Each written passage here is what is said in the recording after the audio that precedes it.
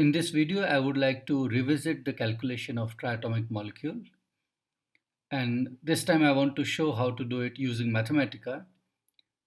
However, you uh, may use whichever programming language you prefer to use, for example, Python or any other one.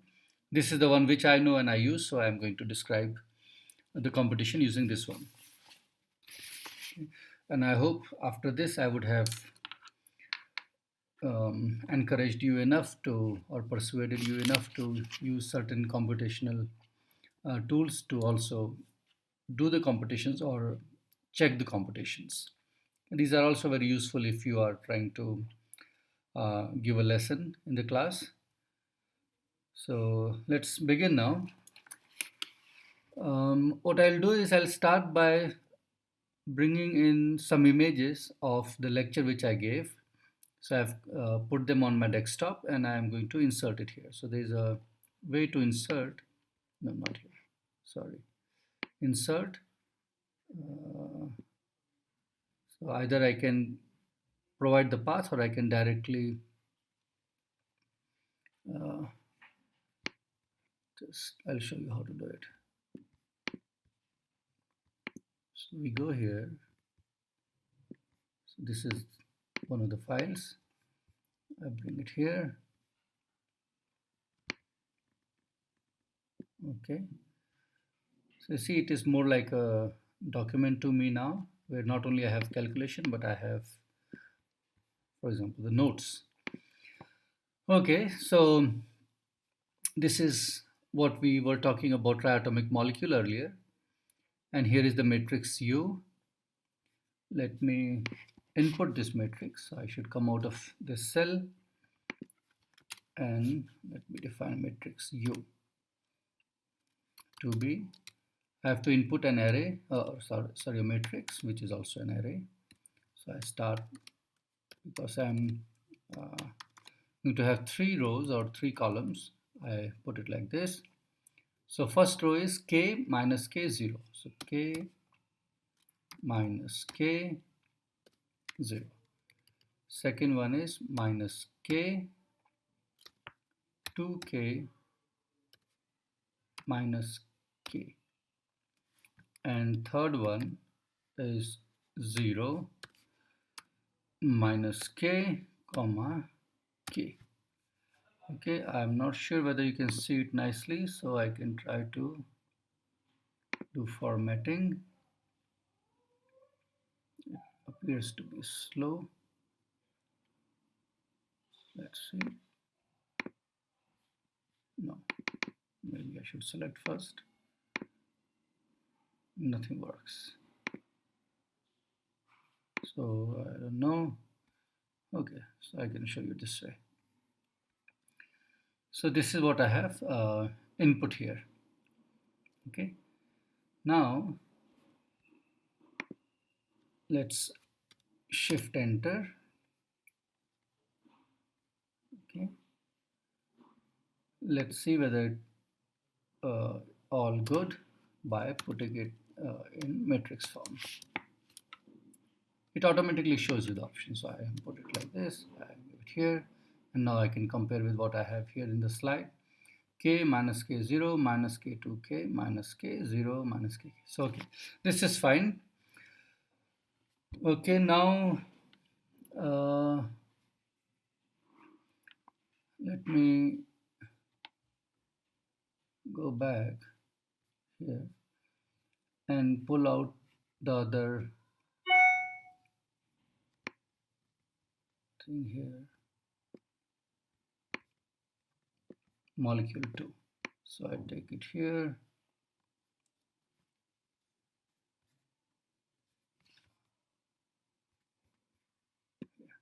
Let's see.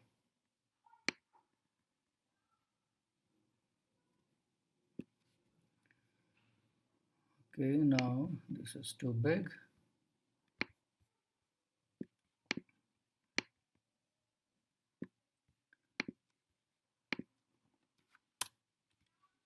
Okay, now if you see here, you will recall that now I have to multiply the matrix U, which is here in the center, with these two diagonal matrices, which contains the 1 over square root of the masses. Okay, so let me do that now.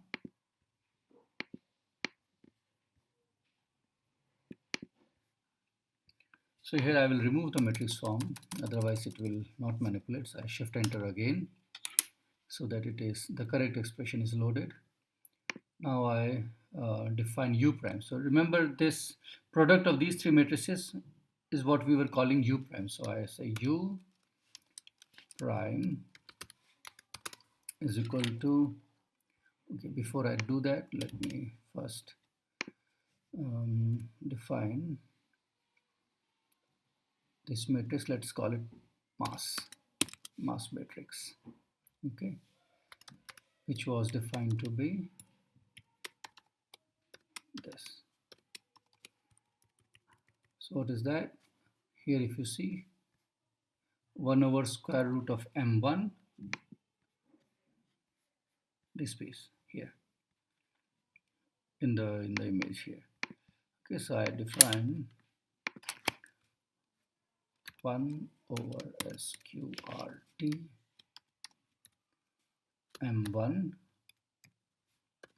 0 0 0 1 over sqrt m2 0 0 1 over square root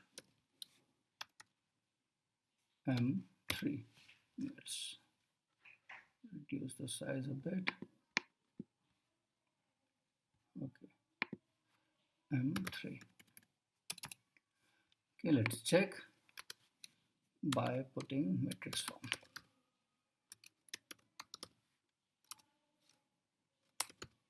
Whether I have input it correctly. Something is, I mean, of course this is wrong here, but this one should have worked. Yeah, no, that is having a problem here. I should put a 0. Now this looks perfect.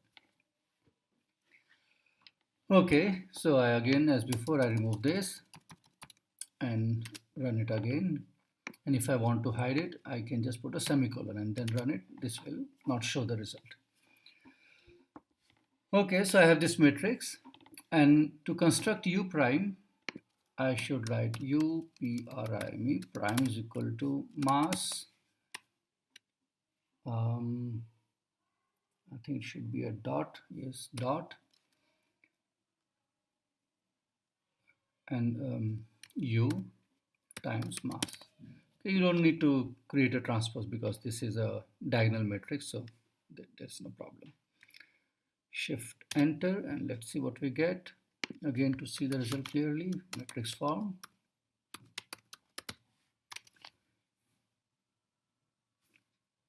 Okay, that's the matrix which we have. Let me see if I have my older note. Okay, anyway, so that's the U prime. Now, in the lecture, I had identified M1 and M3 to be small m and M2 to be capital M. Okay, so that's what I'm going to do now. So here, let me remove this again. That purpose, it has served the purpose. Let me put slash dot, meaning I'm going to replace. And M1 is replaced by small m. M2, the middle atom, has a mass capital M. And the third one has a mass m small m. Okay, so these are the replacement rules I have given. And let's see.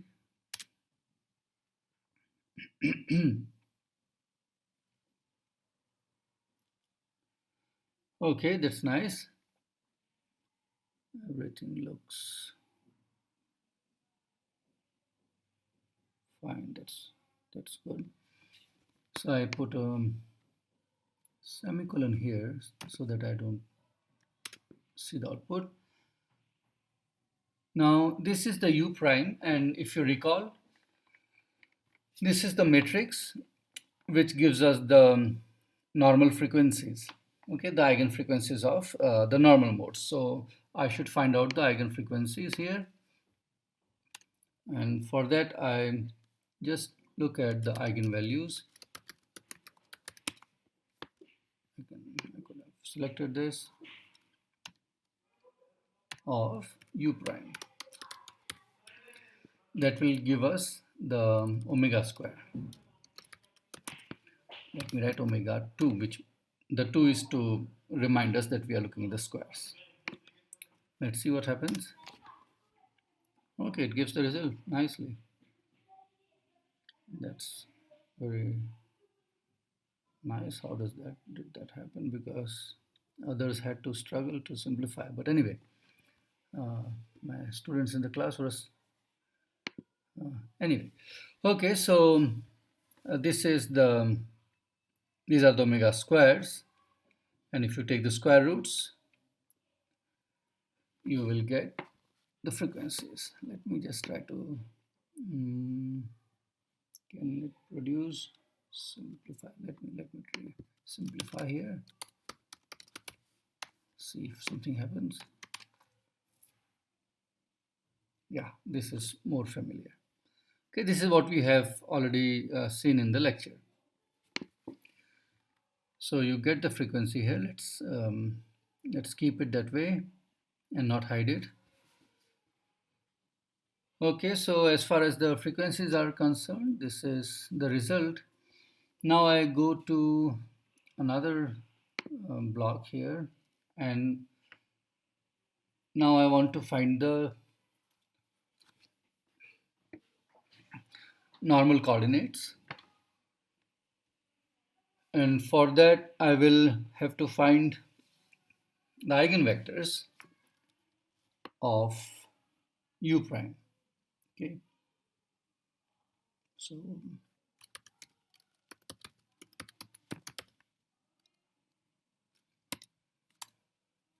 eigenvectors, it's built in, so it's very nice that I don't have to write a small program or something to create to obtain the eigenvectors. That it can, Mathematica can do it for us, so that's nice. I write U prime, okay, and that's all what I should do. Eigenvectors,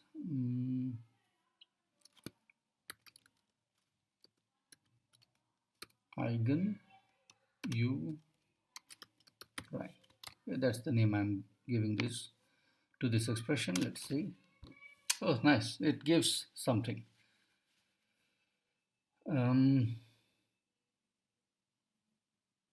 That's good. Let me see if I put a simplify, whether it can put these two capital M and small m in one square root. Simplify.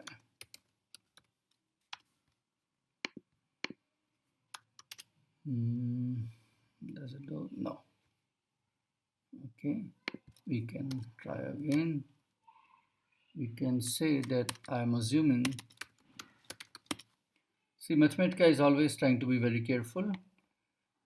It is assuming that the capital M and small m are complex. Okay, it's not taking chance and it's saying, okay, maybe they're complex. So we tell it that no, you can relax a bit, because the small m is greater than 0, and also, okay, this one will work. Let's see. Yeah, good. So it maybe capital M also, if I put.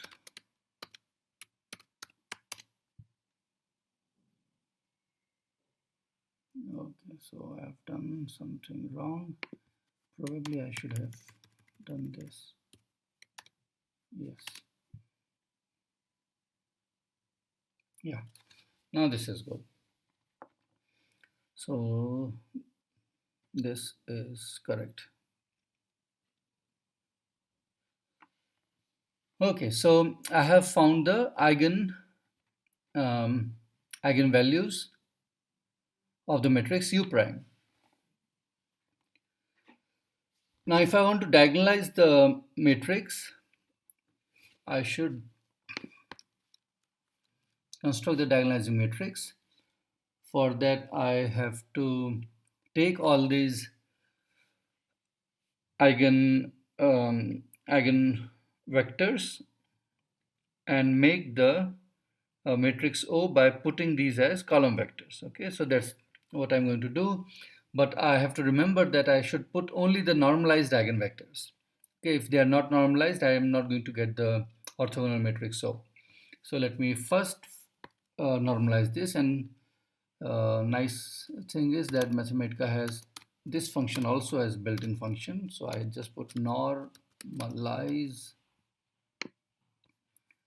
Okay, and what should I normalize? I should normalize ERGEN. See, it's better if I copy paste this thing. Otherwise, I may introduce a strap. Okay.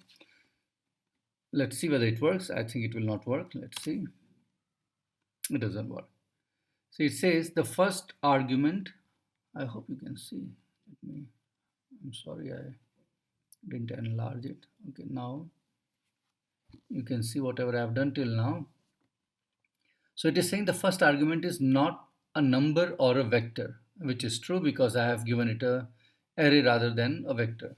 So what I should do is, see here these are three vectors, one vector, two vector, and third vector here. So what I should do is I should select one of the vectors, and that I do by doing, let me check, yes, absolutely correct. Okay, it's the first entry of the array. Now if I do this, it should give an answer. Again, Mathematica is trying to be very careful, and we can again tell it to be a bit relaxed by telling, let me check. I don't know whether this will work. Let's see. Assumptions. Again, the same thing. Copy and paste here. Let's see whether that works. Oh no, it doesn't work. Okay, I will remove it. And this is fine anyway. Now I say simplify. And that simplify I can bring with these assumptions. So I copy paste this thing. I could have defined this as a rule and could have used this, but anyway, for now I will just copy paste. Okay, that's good. Let's see. Okay, so better than before. So now it's not worried so much about whether it's complex and it's taking the square root of complex number. It happily puts everything under the square root. Okay, that's nice. Let's see. Now I should get all the three. All the three I want to normalize. So n1 is the normalized eigenvector 1. I can just copy paste this. Of course, you can do it in a much better way, but I can just do simply here. And 3. You see, it shows in blue if it has not been executed. Now I will run all the three, and let me see that is correct. That's good. Okay, so we have this result now for these three eigen vectors, which are normalized. Let me hide the results. I put it like this.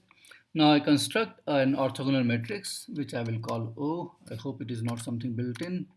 Let me see, just to test O equal to 1, does it work? It works. No, O is protected. See, it says that symbol O is protected, so I should not use this. I can define O matrix. Then it's fine. Now I can write it as, so my matrix, O matrix, which is what was in the notes called O, was this matrix. And the entries are the vectors N1. I think I'm doing a mistake. I should not put all this. N1, comma N2, comma N3. Okay, let's see. Yeah, I do get a matrix. Let me put it in matrix form.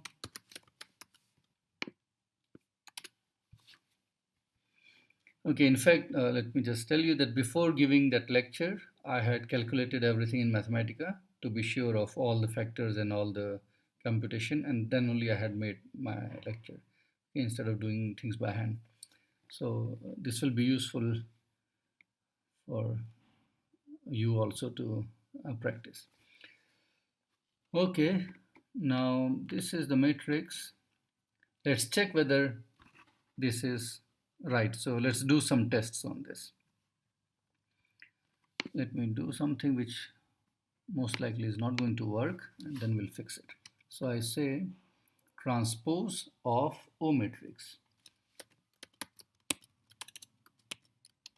Transpose, I want to find the transpose of this matrix. Let's see whether it works. It should not. Oh, it worked. No, it didn't. You see, it just left behind transpose here. And the reason is this matrix form. So I should remove it and do a shift enter. I cannot see it, but I cannot see it nicely now, but the computation will happen now. Okay, this is nice. So I've got the O matrix, orthogonal matrix, and its transpose matrix. Let me hide the outputs.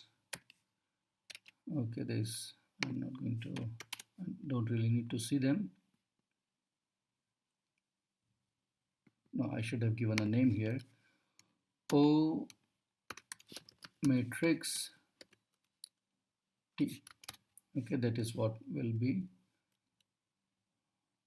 Okay, now I should run it again. Now let's check whether the matrix which I have constructed, it is really orthogonal. Okay, so I should get O matrix dot O. See, it already shows us. I should get unity. Oops, it does not. Most likely it is correct. Let's see. Okay, it doesn't look like everything is good, but I will, let me call it, we just simplify. Let's see whether it works.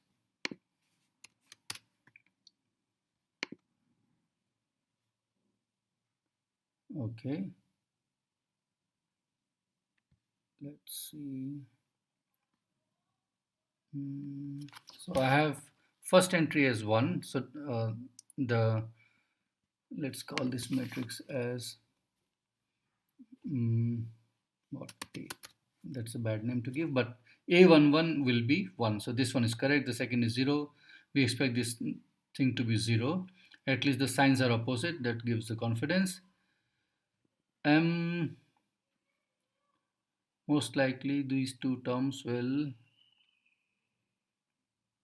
okay, the M goes up, the capital M goes up, 2M plus 4 small m, 2 capital M plus 4 small m. This is correct, that is correct. Okay, this looks correct actually. This is correct, and we want to make it explicit term. So let's try this thing again. Hopefully it will work. Perfect. You see, this is the diagonal matrix now. So we have checked that the matrix that I have constructed is orthogonal. If you wish, you can also multiply O transpose times O and check, it will again come out to be identity. So that's good. Now, this matrix should diagonalize my u prime, and if I remember correctly, that is what we call lambda. Okay, so let's use lambda. Let's create a new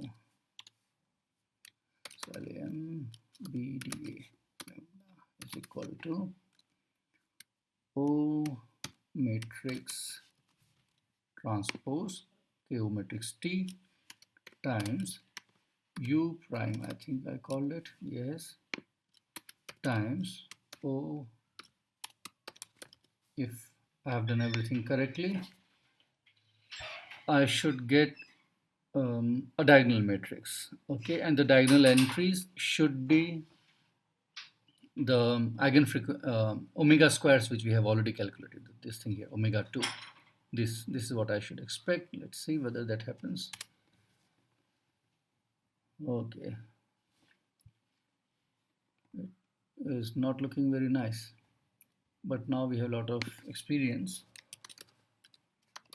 I should just simplify it. Okay, and again, as before, with those assumptions, let's see, yes. Oh no. What happened? What it is worried about?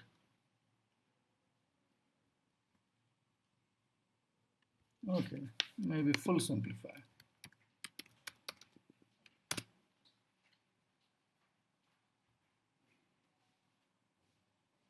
Not looking good. Actually, this is not at all looking good. Let's see what has gone wrong.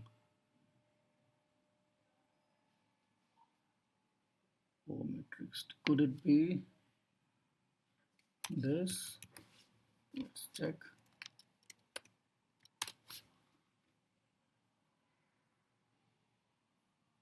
That was a problem. So I should have written O U prime O transpose, and I had done the opposite thing. But now with this is perfect. Let's see. I put in the matrix form just for a nice visualization. Matrix form, and yes, the entries are diagonal, and as you see, the the diagonal entries are same as what you got before. Shall we go and check here? Yes, you see 0 k over m and k times 1 over m plus 2 over m, and this is what you have here. So everything has been correct till now, which is nice. Okay, now that I have lambda, I'm sure that Q matrix, O matrix, which I've calculated, is correct, because my lambda has turned out to be diagonal, and it shows the correct eigenfrequencies, or the squares of the eigenfrequencies. Now I want to find out the normal coordinates, so let me do that. Normal coordinates, which I have denoted by Q, and this is the following. I can do it in 2 steps. I can get rid of this first. So I will need to multiply the inverse of that matrix, what I call mass. Okay, I need to take the inverse of it so that it has diagonal entries as square root of m1, square root of m2, and square root of m3. So I can just take inverse of this matrix. Let's see what happens. Sorry, because there is no e here, that's why it couldn't do anything. Perfect. This is what we have to multiply, and in this I should dot the vector, column vector x1, x2, x3. Correct. And now if you recall what Q is, Q, for getting the Q, I should multiply this entire thing with the orthogonal matrix, which I have written O matrix. Okay, orthogonal matrix O. Okay, O was M capital. Actually, it's better never to type it fully. I can write O. It's not showing somehow. Okay, no problem. This is fine. Let's see what it is.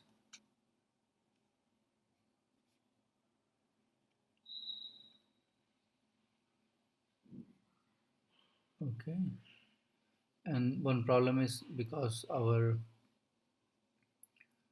M1, M2, M3 is appearing, because in the mass when I had defined, it was still M1, M2, M3. I had not made this as small m and capital M. So let me do that now. M1 is M, the middle one was capital M, and M3 was again small m. Let's see what happens now. Okay, looks almost fine. It's having the let me go, I have to simplify with the assumptions.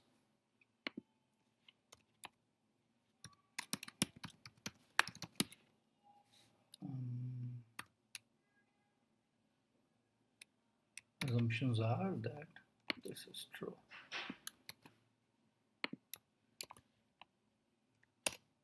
Let's see.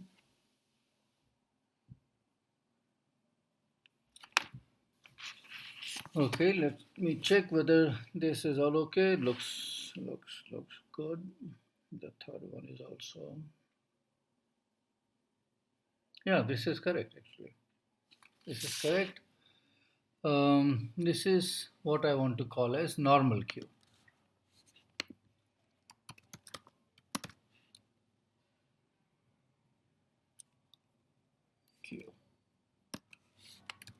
So I just run it again so that's stored. Okay, that's the answer, but I can go one more step and try to impose the condition that center of mass is at rest. So I want to, or rather it's at origin. So I want to impose that. So this is the thing which I want to impose: m times x1 plus x3 plus capital M times x2 is equal to 0. This is telling that I can put a bracket, it will be easier to read. So this is what I want to impose. Okay, so this, let me change this to, can I do something here? There should be a way to define this as a, somehow it's not doing it. Okay, anyway, so I will leave this. I wanted to make it as a comment. I don't know why I'm unable to do it. So which means that this one, what I really want to do is x2 is equal to minus m x1 plus x3 divided by capital M. Is that correct? x2 is minus m x1. Okay, this is what I want to impose. So let me remove this line. It's not necessary. There's a way I have to put a comment. You can just put like this. Okay, you can put between these, you open a round bracket with a star and close it again with a star and a round bracket, so that becomes a comment. So this is what I want to do. So in the normal Q, I replace x2 by this. Okay, let's see what happens. Okay, that's looking, of course, good. One of the coordinates have become 0, which corresponds to the center of mass. Let me simplify a bit. SIMPLIFI. Let's see what happens. Okay, perfect. Now we can see very neatly. Let me give it a name, normal coordinates.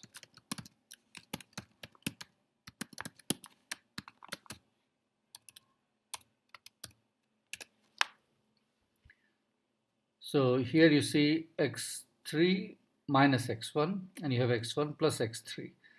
So these correspond to your asymmetric and symmetric modes. This is what we saw in the lecture. So we have done the full computation here using Mathematica, and yeah, that's mostly it. And you can also try to do other problems. For example, when you are looking at the inertia tensor for rigid bodies, again, if you are given a rigid body, you can look at what its inertia tensor would be and try to find the principal moments, find the principal axes using Mathematica or whatever other programming language you prefer. So yeah, I would encourage you to use one of these languages or programming languages to do your computations. Okay, I'll stop this video here and see you in another video.